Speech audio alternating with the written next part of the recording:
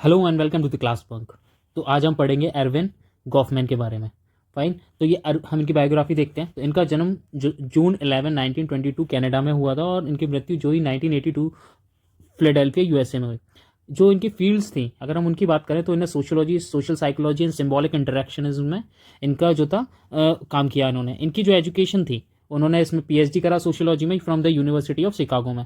अब जिन भी थिंकर से इन्फ्लुएंस थे, चूंकि इनसे पहले काफ़ी सारे थिंकर्स आ चुके थे इन सोशियोलॉजिकल फील्ड में और काफ़ी डेवलप हुई थी, तो इन्होंने का बेसिकली जिनसे ये इन्फ्लुएंस है वो थे जॉर्ज हर्बर्ट मीड, डर्कहाइम और इनके सिंबॉलिक इंट्रैक्शनिज्म से। ठीक है, जिसमें मैंने आपको बताया तो कोई भी सिंबल है, हम थ्रू सिंबल्स के थ्रू क्या करते हैं, हम क्या करते हैं, इंटरेक्ट करते हैं आपस में। कैसे? फॉर एग्जांपल, जैसे मैंने आपको पहले भी लेक्चर में बताया था कि फॉर एग्जांपल आप रेड लाइट जल रही है तो आपको ये किसी ने बताया कि रेड लाइट पे रुकना है, आप क्या करो, रेड लाइट पे आपकी गाड़ी रुक जाती है। और दूसरा एग्जांपल मैंने आपको बताया था, जब भी आप किसी जैसे मॉल्स वगैरह में जाते हो या थिएटर्स में जाते हो तो आपको देख, जब आप वॉशरूम के लिए जाओगे तो आपको सिंबल्स बनना देखेंगे, लड़के या लड़के के, तो आपको पता होता है कि आपको किस में जाना है as per your gender.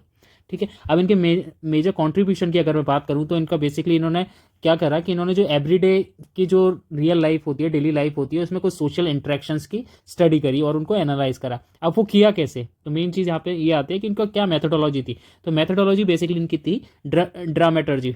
Basically देखो, ड्रामाटर्जी क्या होता है, ड्रामा प्लस टर्जी से बना ये वर्ड।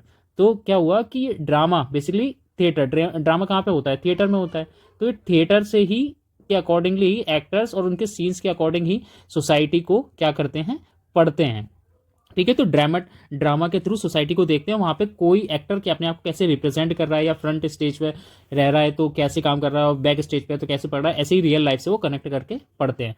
इनकी पोजीशंस की बात करूँ तो ये पहले तो यूनिवर्सिटी ऑफ कैलिफोर्निया में रहे। ठीक है। उसके बाद पेंसिल्वेनिया में रहे, यूएसए में। ठीक है। उसके बाद इनके कई इनको रिकॉग्निशन भी मिले, सब as the president of American Sociological Association में 1981 में, और 82 में इनकी मृत्यु हो ही जाती है। तो इनका काफ़ी काफ़ी अच्छा टेन्योर रहा। ठीक है, किसमें, एजुकेशन सेक्टर में भी, और साथ ही साथ इनके काफ़ी ज़्यादा महत्वपूर्ण कॉन्ट्रीब्यूशन रहे।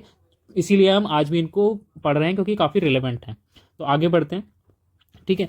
अब इनका बेसिकली ये कुछ कॉन्सेप्ट्स हैं, 5-6। ठीक है, जो कि इसमें बहुत इंपॉर्टेंट हो। उसके बाद कुछ आपके सिलेबस में है, कुछ नहीं है, बट हम इनको थोड़ा बहुत देख लेंगे क्योंकि नेट कहीं से भी क्वेश्चन पूछ रहा है। ठीक है। बेसिकली हमें हमें क्या समझना है इसमें कि इनके बेसिकली किस चीज़ पे इन्होंने सोसाइटी को के बारे में पढ़ा और कैसे पढ़ा, क्या मेथोडोलॉजी थी। ठीक है। तो आप कुछ चीज़ों पर फोकस करोगे, हमें उससे समझ में आ जाएगा। तो बेसिकली आप जब भी एरविन गॉफमैन की बात करोगे तो आप हमेशा याद रखना ड्रामा। ठीक है, एरविन गॉफमैन ड्रामा, तो इससे आपको पता रहेगा कि भाई इन्होंने ड्रामा पे ही जो है पढ़ाई करी थी। ठीक है। अब आगे बढ़ते हैं।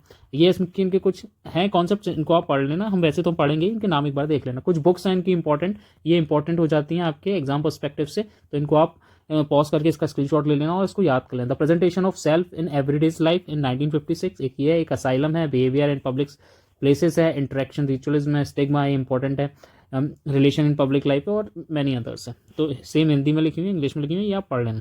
हम आते हैं अपने मेन चीज़ पे, जो है हमें कॉन्सेप्ट पूरे पढ़ना है।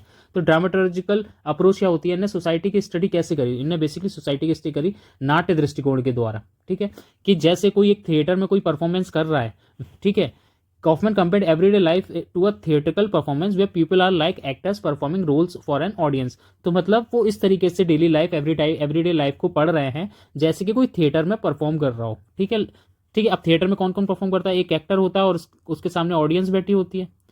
ठीक है। और ऑडियंस और जो एक्टर है वो कुछ सीन में अपना किरदार निभा रहा होता है। तो ऐसे ही क्या होता है कि जो एक्टर है वो सीन तो कर रहा है और ऑडियंस उसको देख रही है। तो सिमिलर चीज़, सेम ही चीज़ उन्होंने किस में रेप्लिकेट करी, उन्होंने करी एवरीडे लाइफ में।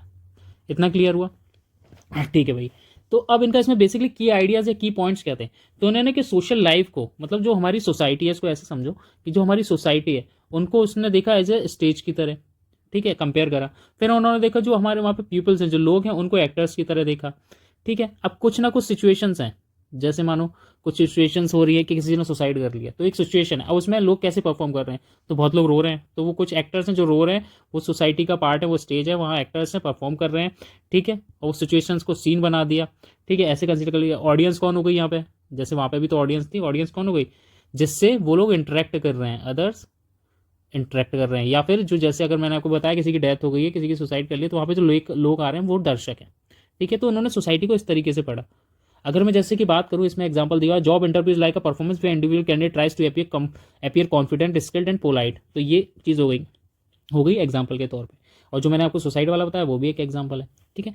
तो ये क्लियर हुआ आपका नाट्य दृष्टिकोण। फिर आगे बढ़ते हैं। अब बेसिकली इसमें देखो है क्या।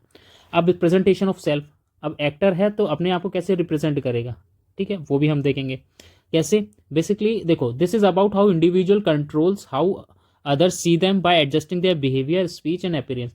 तो एक्टर देखो क्या करता है। एक्टर जैसे मानो कोई आपने बहुत सारी मूवी देखी होंगी, तो जैसे कि आप देख लो कि आपने मूवी देखी है बेबी या टाइगर, ठीक है। तो ये जो मूवीज़ हैं, तो इनमें आप देखोगे कि वो एक रोल प्ले कर रहे हैं। मानो एक हीरो है तो वो एक ऐसा रॉ एजेंट की तरह काम कर रहा है, ठीक है। अब वो जो रॉ एजेंट की तरह काम कर रहा है, तो वो रॉ की तरह ही अपने आप को प्रिटेंड कर रहा है। वो एज एन एक्टर रॉ की तरह अपने आप को दिखा रहा है कि that he is a raw agent. तो उसके सारे बिहेवियल ट्रेट वो उसमें ऐसे प्रेजेंट करेगा, उस तरीके से बात करेगा, उस तरीके से उसका अपीयरेंस दिखेगा। तो ये क्या हुआ कि एज एन एक्टर, ठीक है, सोसाइटी में हम भी क्या करते हैं, हम अपने आप को प्रेजेंट करते हैं उस तरीके से जैसा लोग हमें देखना चाहते हैं, जैसे हम लोगों को अपने आप को दिखाना चाहते हैं। तो दिस इज वही, उसी को कहते हैं प्रेजेंटेशन ऑफ सेल्फ। मतलब मैं अपना प्रेजेंटेशन समाज के सामने किस तरीके का करना चाहता हूँ। So this is about how individual controls how others see them by adjusting their behaviour, speech और अपीयरेंस।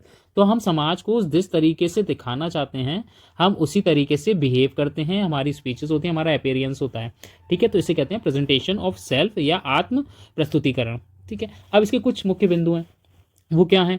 वो ये है कि जैसे everyone tries to give a certain impression to others, कुछ कुछ अपने आप के इंप्रेशंस भी देते हो आप कि मैं इस तरीके से करूंगा, इस तरीके से हंसूंगा, इस तरीके से मेरे हेयर स्टाइल रहेगी, मैं इस तरीके से बात करूंगा। Presentation depends on situation and audience.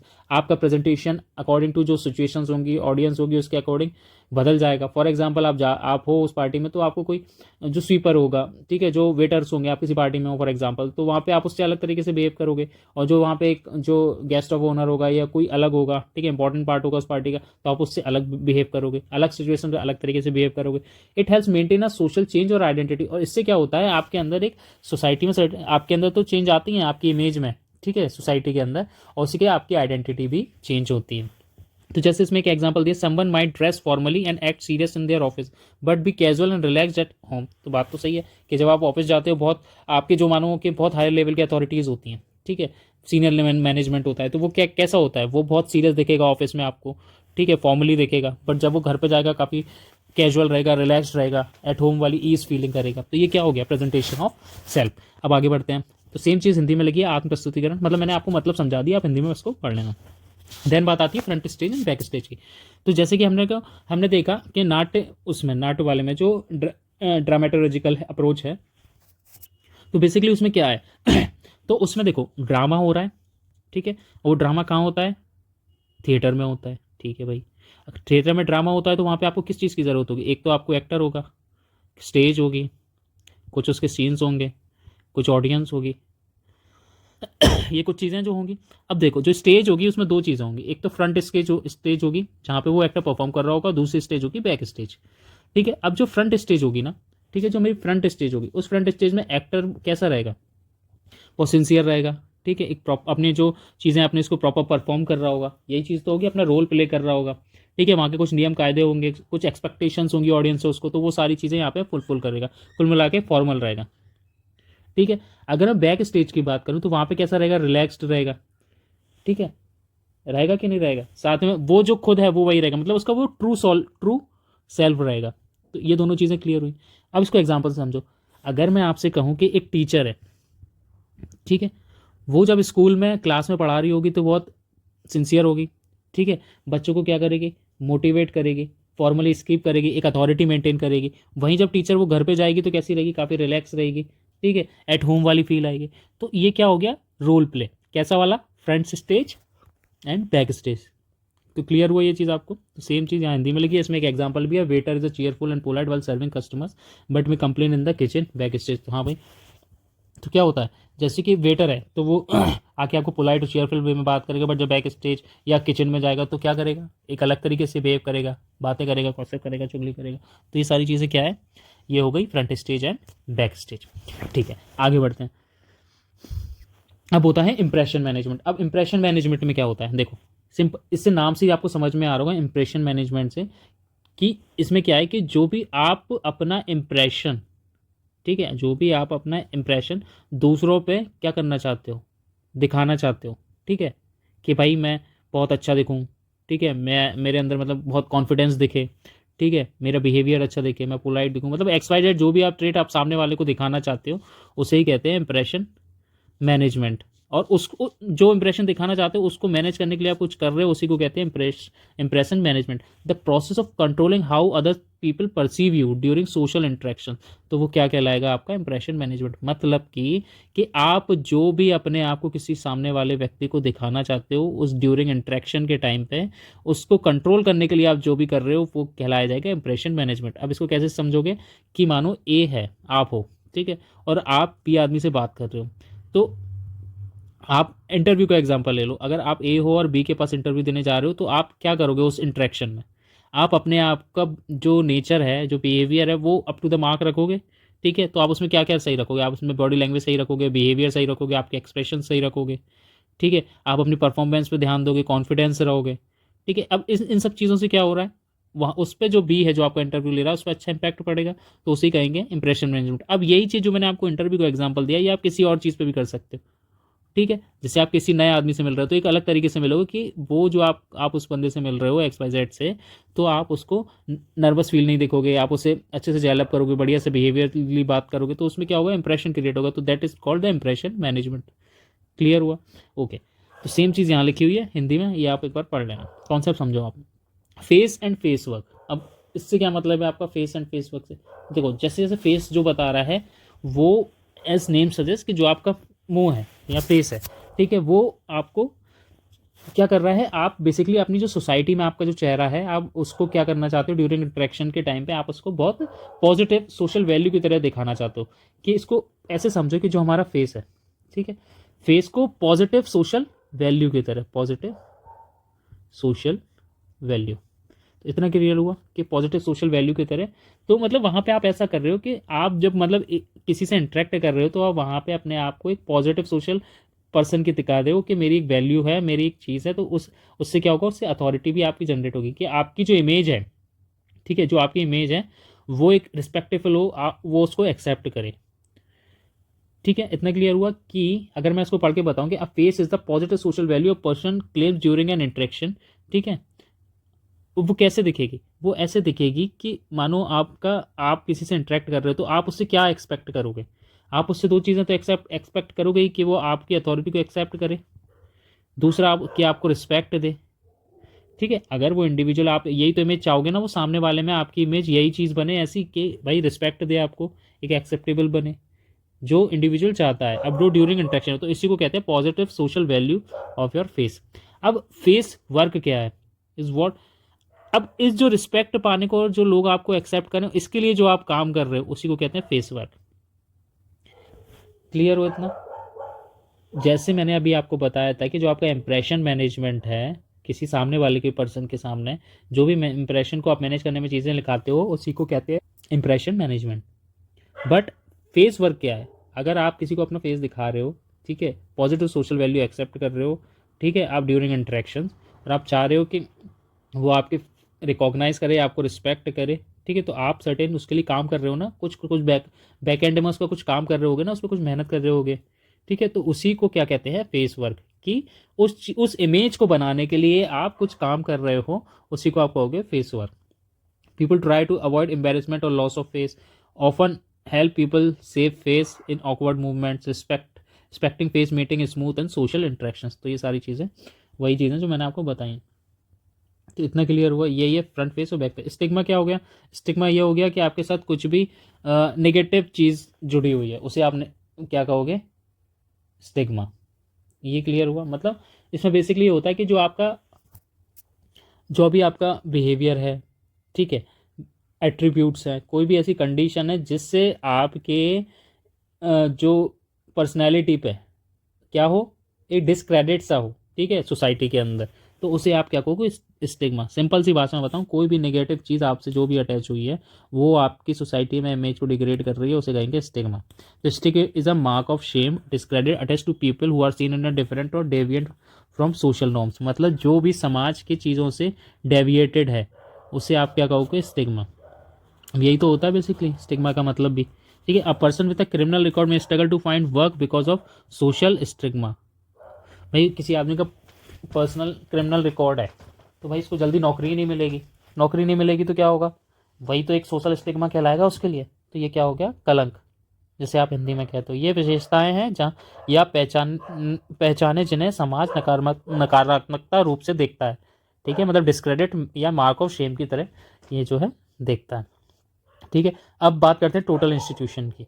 Total institution basically ये होते हैं places where people are isolated from society and all aspects of life in a control like prisoner और मेंटल हॉस्पिटल्स। ठीक है, तो टोटल इंस्टीट्यूशंस वो हो गए जहाँ पे इंडिविजुअल क्या है, आइसोलेटेड रहता है सोसाइटी से। ठीक है, और जितने और वो कंट्रोल और जो उसकी लाइफ की सारी चीज़ें हैं वो कंट्रोल्ड होती हैं। जैसे कि आप प्रिजन में देखो, मेंटल हॉस्पिटल्स में देखो, तो वहाँ पे क्या है, वो जो इंडिविजुअल है वहाँ पे सोसाइटी में कैसे रहेगा, आइसोलेटेड होकर ही तो रहता है। उसकी सारी चीज़ें कंट्रोल होती हैं, खाने से लेके हर चीज़ तक। कहीं बाहर घूमने नहीं जा सकता तो वो क्या हो गया, वो उस चीज़ में कंट्रोल्ड एनवायरनमेंट में रह रहा है। तो मतलब वहाँ पे क्या हुआ, जो इंडिविजुअल है, जो भी मान लो फॉर एग्जांपल कोई भी कैदी है वो प्रिजन में रह रहा है तो उसकी इंडिविजुअल आइडेंटिटी तो रही नहीं, वो तो छीनी गई। ठीक है, बहुत सारे रूल्स से, रूटीन से, सर्विलेंस की वजह से वो वहाँ पे रहेगा। ठीक है, उस पर ये चीज़ें तो रहेंगी उसकी डेली लाइफ में, तो मतलब उसकी प्राइवेसी भी चली गई और प्राइवेसी के साथ साथ उसके राइट्स भी चले गए। ठीक है, often lead to loss of autonomy, मतलब उसकी ऑटोनॉमी भी चली गई। तो टोटल इंस्टीट्यूशंस वो जगह हो गई जैसे जेल हो गया, मेंटल हेल्थ हो गई, मेंटल हॉस्पिटल्स हो गए, जहाँ पे इंडिविजुअल को आइसोलेट कर दिया जाता है और उसकी जो लाइफ है उसको उसको कंट्रोल करा जाता है।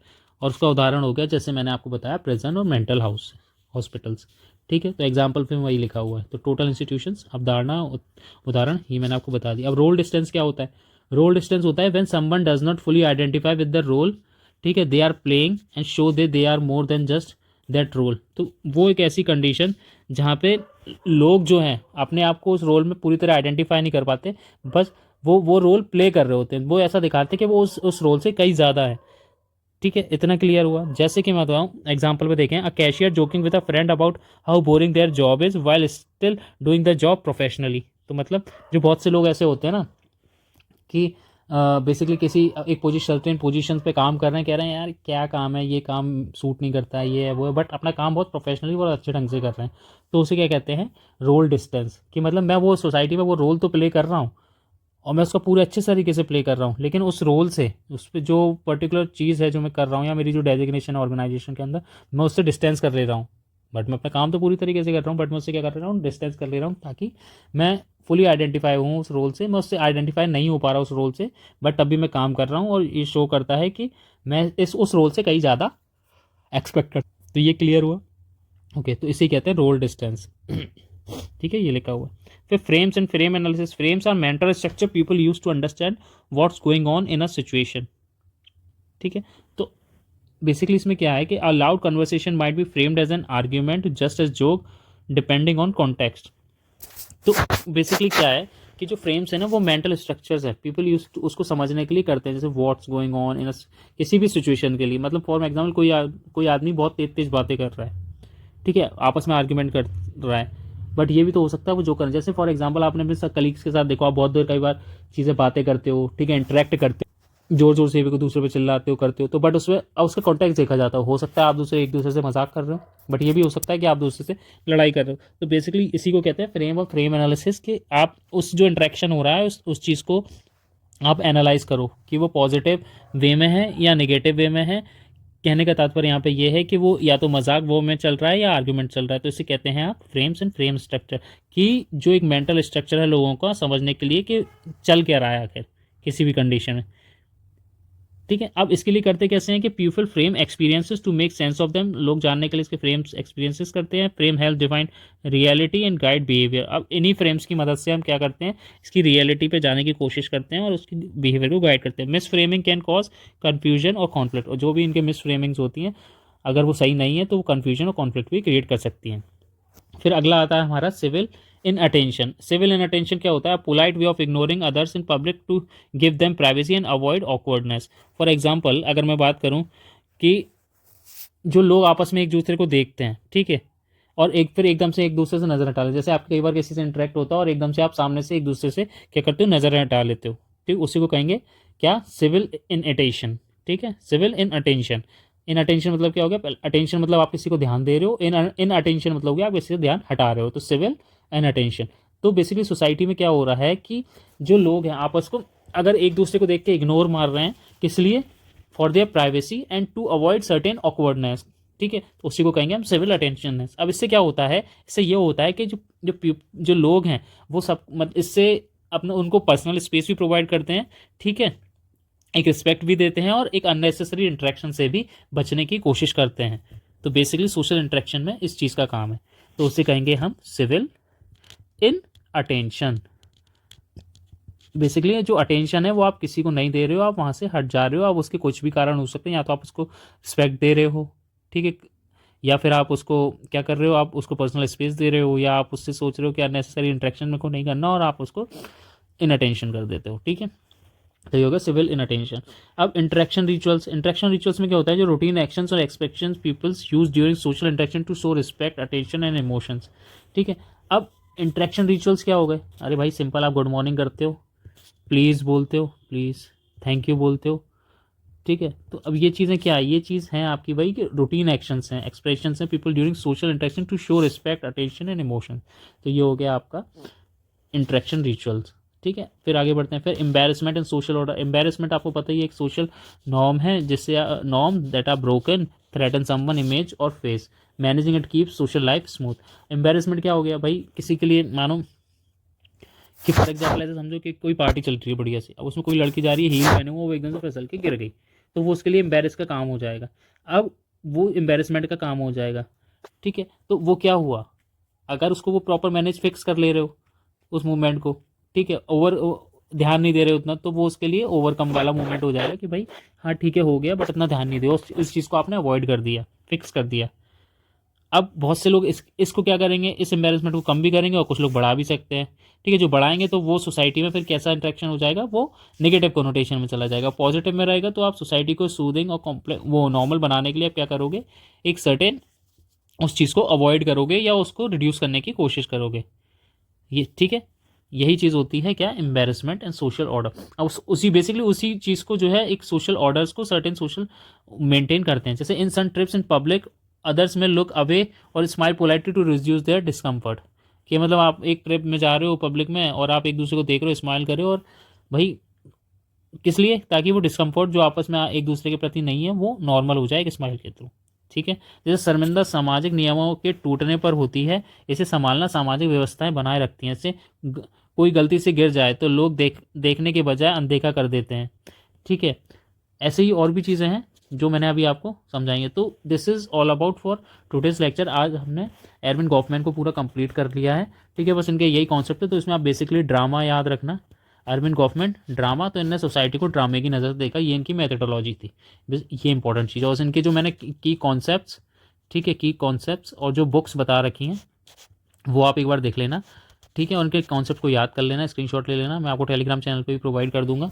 अगर आप इसमें मेरे को क्या मैसेज डालते हो तो मेरे को कमेंट करते हो तो, ठीक है। तो इससे क्या होगा, आप उसको बार बार रिवाइज कर सकते हो, ठीक है। This is all about for today, thank you, have a nice day.